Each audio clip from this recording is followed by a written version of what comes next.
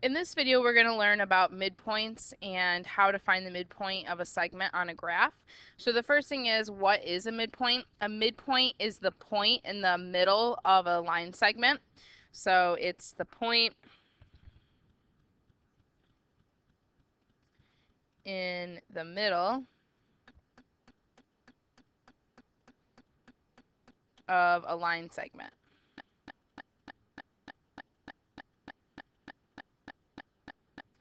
And it also divides the segment into two congruent parts. So divides segment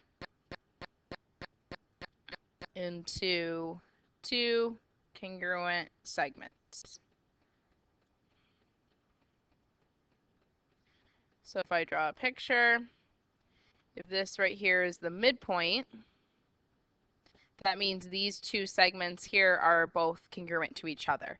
So if the whole thing was 10, each of those would have to be 5 and 5 in order for this point to be the middle.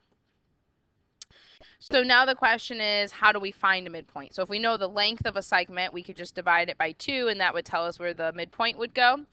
On a graph, it's going to be a little bit different. One way is we can count. So one option, so on graph,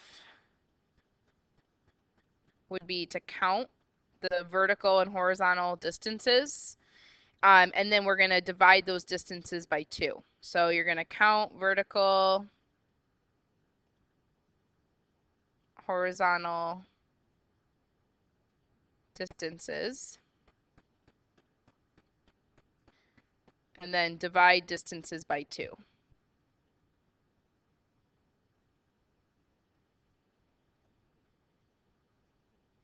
To find the midpoint.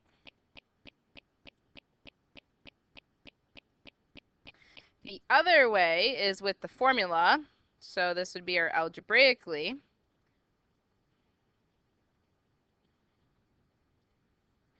So what that looks like is the midpoint formula.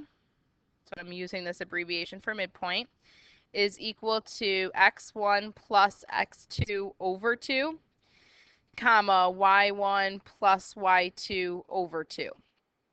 So if you look at the format of this, it's a point. In the end, you have 2 parentheses with a comma between them, meaning your final answer is not going to be just a number, it's going to be a coordinate. Another way to think of this is we're adding the 2 x values and we're dividing that by 2, add the 2 y values, divide by 2. So essentially we're taking the average of the x's and then the average of the y's. So that's another way to think about the formula. So it's the average of the x's, comma, average of the y's. So when we actually go to do this, I'm going to show you both ways. I'm going to show you algebraically and graphically. So let's go ahead and start with plotting these 2 points. So we have A is 4, comma 2. So over 4, 1, 2, 3, 4, up 2. And B is negative 2, up 6. So 2, 4, 6. So if this is my segment, I want to find the midpoint of this. So let me use skinnier line there. So what I'm going to do is I'm going to count how far I have to go to get from B to A, or from A to B, doesn't matter, but really I'm counting the vertical and horizontal distance between A and B. So I'm going to just start at B and I'm going to count down 1, 2, 3, 4. So it's down 4. And then over 1, 2, 3, 4, 5, 6. So now if I want to do the midpoint, I have to cut those in half. So instead of going down 4 over 6, I'm going to go down 2 and then half of 6 over 3. So 1, 2, 3. So here's my midpoint. So the coordinates for that are going to be 1, comma, 1, 2, 3, 4. So then that's how you can do it on the graph. It wouldn't matter if I would have started at A and counted over and up or up and over. It doesn't matter, as long as whatever those distances are, you divide by 2, go back to the point you started with, and then just count that out. Algebraically, so using this formula, This is if you don't have a graph available, or what if you get something like part B where we're dealing with decimals or fractions. So for the formula, I'm going to find the midpoint by plugging in. So my x1 and x2, there's my two x values. So 4 plus negative 2. Does not matter the order here that you add these. It's good practice to be consistent with how you're adding though. So I'm going to do 2 plus 6. Are consistent with how you're plugging in, not that addition matters the order. So I plug in x1 plus x2. Just make sure you always group the x's and then you group the y's. And now you simplify. So 4 plus negative 2 is going to be 2 over 2, comma, 2 plus 6 is 8 over 2. And then simplify that, I get 1, comma, 4. So either way, I'm getting the same answer for the midpoint. One's graphically, one's algebraically using the formula. Remember, if you just think of this as average of the x's, average of the y's, same thing. You're averaging these two x values, add up, divide by 2. Same thing with the y's.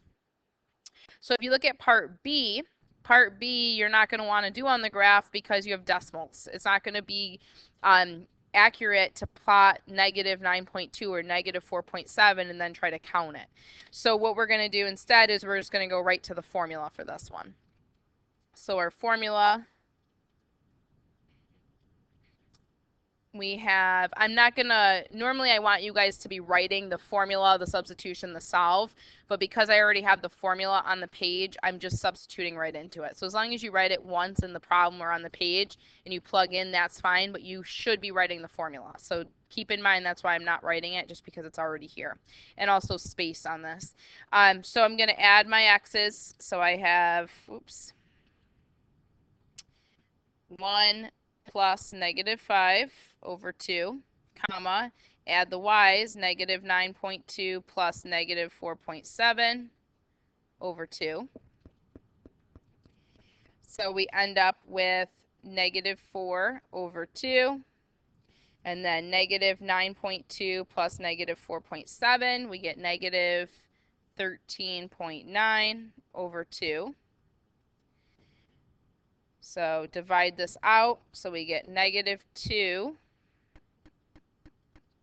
And then negative 13.9 divided by 2, we get negative 6.95. So there's our midpoint. So again, decimals because we started with decimals. So that's going to be common. I wouldn't recommend doing that on the graph. So then the only other thing we have to look at is how do we do this backwards? So what I mean by that is how do I start with one endpoint and I know the midpoint, and now I want to find the other endpoint. So on a graph, let's actually look at this one first on a graph. So I have 6, comma 2, so 2, 4, 6 up 2 is A, M is 2, 0. I want to find B, or the other endpoint. So I'm going to call the other endpoint B in this case. So that means when I look at this, B should be somewhere over in this region. If M is in the middle and A is on the right, well then B should be at the bottom left here. So that means this distance that I have from A to M has to be the same distance from M to B. So all I need to do is I need to count that out and duplicate it. So I'm going to go from A to M, so it's down 1, 2, over 1, 2, 3, 4. And I'm going to repeat that, down 2, over 1, 2, 3, 4. So that's forcing M to be the midpoint. It's forcing the distance on either side of M to be the same, meaning M is truly the endpoint. So B is going to be the coordinate negative 2, negative 2. So that's on a graph. Algebraically, you can do the same thing. So what I do is I typically line up the coordinates. They won't always be given to you like this where they're lined up vertically. But I'm going to go ahead and I'm going to line them up vertically. I'm going to leave a little bit of space. And B is going to go down here. And that's empty because I don't know what it is. So then I have to ask myself, well, how did I go from 6 to 2?